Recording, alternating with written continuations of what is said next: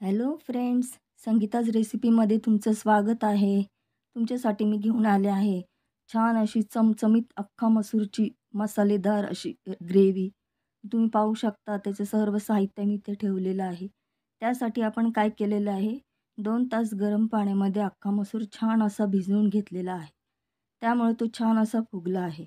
कोणी कोणी डायरेक्ट फोडणी देतं, पण कोणी कोणी भिजवून पण ठेवतं. तर मी भिजवून घेतला होता. तर आता मी इथे गॅसवर कुकर ठेवला आहे. त्याच्यामध्ये थोडं मी तेल टाकलेलं आहे. तेल थोडंसं चांगलं गरम झालं, की त्याच्यामध्ये आता आपण कांदा टाकणार आहोत.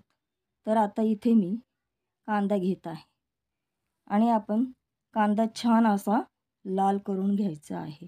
तर बघा फ्रेंड्स, आता आपण ह्याच्यामध्ये कांदा टाकणार आहोत.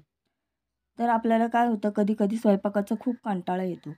त्याच्यामुळे आपण खूप कंटाळा करतो, तर झटपट होणारी अशी रेसिपी आहे. तर आता मी इथे आधी जिरे आले आहेत. जिऱ्याची फोडणी द्यायची आहे. सॉरी फ्रेंड्स, मी जिरे टाकण्याचं विसरले होते. पण जिरे आपण इथे टाकून घेतले आहेत. जिरे छान तडकले, की त्याच्यानंतर आपण इथे कांदा टाकून घेत आहोत. तर आता कांदा छान असा लाल होऊ द्यायचा आहे आपल्याला. तर पहा, छान असा लालसर गुलाबी असा कांदा आपला तळून घ्यायचा आहे. तर आता इथे बघा, कांदा आपला जवळ तळून होत आलेला आहे. तर आता इथे छान असा कांद्याला कलर येत आहे. तर गुलाबी असा कांदा आपला छान झाला, की आपण इथे 2 टमाटे असे कापून घेतलेले आहेत. तर आता आपण टमाटा देखील छान त्याच्यामध्ये स्मॅश करून घ्यायचा आहे. कांदा तुम्ही तुमच्या अकॉर्डिंग 1 किंवा 2 टाकू शकता.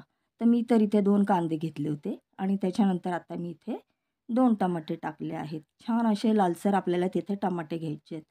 तर आता छान असा मी कांदा त्या तेलामध्ये आणि टमाटा छान असा फ्राय करून घेणार आहे. तर पाहू शकता आपला कांदा जवळ आता छान त्याच्यामध्ये स्मॅश होणार आहे. तर त्याच्यासाठी आपण काय करणार आहोत, कांदा छान त्याच्यामध्ये तेलामध्ये स्मॅश होण्यासाठी थोडंसं मीठ टाकायचं आहे.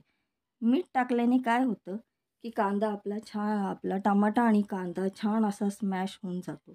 ते एकजीव झाल्यामुळे कांदा आणि टमाट्याची छान अशी चव आपल्या तेलामध्ये त्या उतरून येते.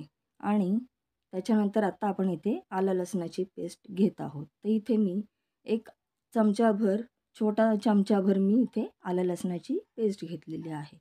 आता आपण आलं लसणाची पेस्ट, कांदा आणि टमाटा छान तेलामध्ये फ्राय करून घेत आहोत. छान असा फ्राय करून घ्यायचा आहे, जेणेकरून की अद्रक लसूणची पेस्ट जी आपण टाकली त्याचा कच्चेपणा जो असतो तो निघून जावा, की त्याचा उग्र असा वास येऊ नये. आणि आता या स्टेजला आपण इथे टाकत आहोत धने पावडर. धने पावडर देखील आपण आपल्या अंदाजे घेऊ शकतो. तर मी साधारण इथे 1.5 चमचा अशी धने पावडर घेतली आहे. त्याच्यानंतर आपण इथे लाल तिखट टाकत आहोत. लाल तिखट कसं, तुम्हाला जितकं तिखट हवं असेल तितकं तुम्ही अगदी तिखट त्याच्यामध्ये टाकू शकता. तर मी इथे जवळजवळ 1 ते 1.5 चमचा अशी लाल मिरची पावडर घेतलेली आहे. आणि ते आपण तेलामध्ये टाकून छान अशी फ्राय करून घ्यायची. तेलामध्ये टाकून फ्राय केल्याने काय होतं फ्रेंड्स, छान असा कलर येतो आपल्या ग्रेव्हीला. आणि आता इथे मी टाकलेला आहे गोडा मसाला. गोडा मसाला कुठेही मार्केटमध्ये अगदी सहजरीतीने मिळतो. त्याला आपण काळा मसाला देखील म्हणतो. ते इथे थोडासा मी गोडा मसाला टाकला आहे आणि त्याच्यानंतर इथे मी टाकलेला आहे कांदा लसूण मसाला. कांदा लसूण मसाल्याने अगदी अप्रतिम अशी आपल्या ग्रेव्हीची टेस्ट अशी येणार आहे. कांदा लसूण मसाला मी टाकून घेतलेला आहे. तुम्ही पाहू शकता किती सुंदर असा रंग आलेला आहे. आणि शेवटी इथे मी थोडंसं वापरलेलं आहे सुहानाचा मटण मसाला. त्याने काय होतं फ्रेंड्स, की त्या ग्रेव्हीला एक सुंदर अशी चव येते. ज्याच्यामुळे इतकं छान आणि अप्रतिम होतं ते, की तुम्ही अगदी नॉनव्हेजसुद्धा खायला विसरून जाल. तुम्ही पाहू शकता. आता मी इथे माझ्या अकॉर्डिंग मला वाटतं तेवढं मी थोडासा टाकून घेतलेला आहे. तर आता छान असा तो तर पाहू शकता फ्रेंड्स, इथे छान असे मसाले आपले मस्त अगदी लाल झालेले आहेत. सगळे छान असे एकजीव करून घ्यायचेत आपल्याला. त्याच्यानंतर इथे मी टाकत आहे थोडंसं पाणी. पाणी टाकल्याने काय होतं फ्रेंड्स, की आपले मसाले जे आहेत ते जळत नाहीत आणि छान अशी त्याला वर तर्री येते. बघा किती छान असा कलर आलेला आहे. त्याच्यानंतर आपण जो अख्खा मसूर भिजवून ठेवला होता, तो सर्व अख्खा मसूर आपल्याला त्या मसाल्यामध्ये टाकून द्यायचा आहे. तर आता मी इथे सर्व अख्खा मसूर टाकत आहे. आता अख्खा मसूर मी टाकून झाल्यानंतर आपण त्याला छान त्या मसाल्यामध्ये फ्राय करून घ्यायचे. तर तुम्ही पाहू शकता मी अगदी छान प्रकारे ते अख्खा मसूर अगदी एकजीव पूर्ण मसाले अगदी त्याला लागले पाहिजे. अशा रीतीने मी सर्व छान लावून घेत आहे आणि त्याच्यानंतर इथे थोडीशी आपण हळद टाकत आहोत आणि पुन्हा एकदा आपण छान हलवून घेत आहोत. तर इतकी सुंदर आणि अप्रतिम ही रेसिपी आहे. अगदी तुम्हाला जेवणाचा कंटाळा आला असेल स्वयंपाक करायचा, तर अगदी झटपट होणारी अशी ही रेसिपी आहे. तर तुम्ही ही केली ना, तर एकदा तुम्ही नक्की करून बघा आणि मला नक्की कमेंट्स करून सांगा फ्रेंड्स, की तुम्हाला ती कशी वाटली. तुम्हाला जर माझी ही रेसिपी आवडली असेल ना, तर नक्की माझ्या रेसिपीला लाईक करायला विसरू नका आणि माझ्या चॅनलला पण सबस्क्राईब करायला विसरू नका.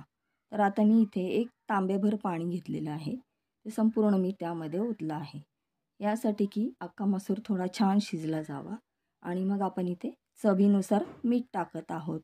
कारण आधी पण आपण सुरुवातीला थोडं मीठ टाकलं होतं टमाटे फ्राय करत असताना. तर आता मी इथे परत वरून थोडंसं मीठ टाकून घेतलेलं आहे. बघा किती छान असा रंग आलेला आहे. आता इथे आपण कुकरचं झाकण लावून घेत आहोत आणि साधारण 4 ते 5 ह्याच्या शिट्ट्या करून घ्यायच्या आहेत.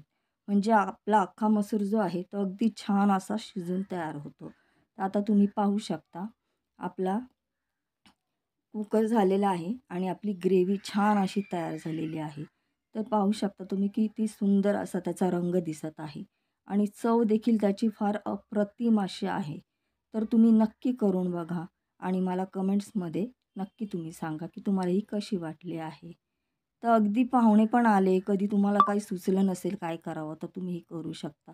तर प्लीज तुम्हाला माझी रेसिपी आवडली असेल, तर माझ्या रेसिपीला लाईक करा आणि माझ्या चॅनलला सबस्क्राईब करायला विसरू नका.